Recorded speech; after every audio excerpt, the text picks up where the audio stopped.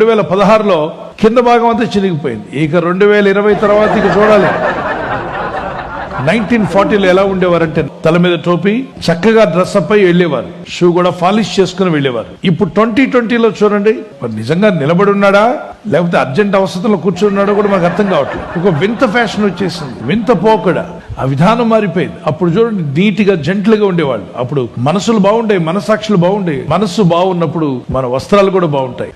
Road తిన్నగా నీట్గా ఉంటే ఎలా ఉంటుంది, ఆ గతకల రోడ్డు నిండా ఆ మురికి నీళ్ళు ఎలా నిండిపోయిందో, ఆ రోడ్డు ఎలా పాడైపోయిందో, వీళ్ళ డ్రెస్ కూడా అలా పాడైపోయి వేసుకుంటున్నారు. అంటే మనసులు పాడైపోయాయి.